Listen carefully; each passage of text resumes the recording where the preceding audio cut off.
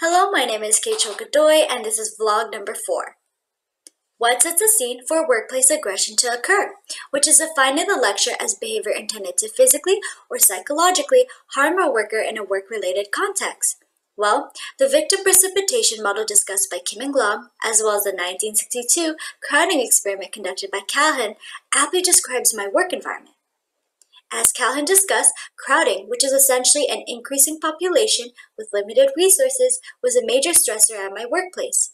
Due to the pandemic and the urgent need for staff, the hospital hired many entry-level health aides. But since the vaccine was released, several of our contracts were to be terminated, and that sparked fierce competition for the few promotions available. And because I exemplified high cognitive behavior by having the highest rate of customer complaint resolution and also displayed high agency, I was targeted by the team leader, who resembles the most common makeup of a bully, male and in a position of power.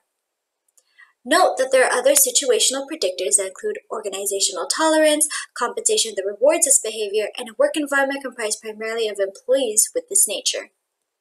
Upon further evaluation, it seems that allowing aggression to continue in the workplace breeds a toxic environment that will eventually interrupt the communication and level of cooperation with their peers.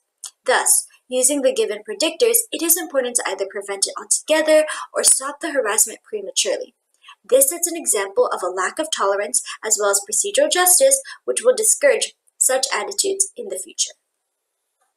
In my case, the bullying began as simply acting condescending and then escalated from being uncooperative, even during emergency situations, to calling me slurs.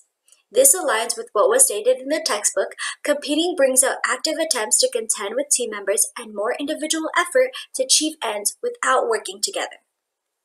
In response to recurrent harassment, the victim may take revenge or retaliation. However, according to the required reading, they refrain from revenge by attempting forgiveness when the procedural justice climate is high, which is what happened in my case when HR immediately took action after I reported the incident.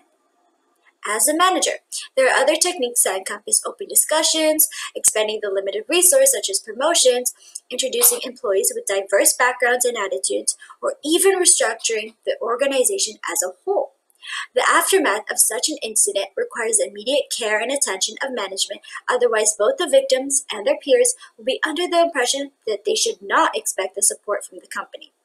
Therefore, it is important that the solution resolves the situation in a way where the victim is protected from further harassment, the perpetrator is handled appropriately, and the organization as a whole is able to learn from this experience and strengthen relationships in order to improve their teamwork. Thank you.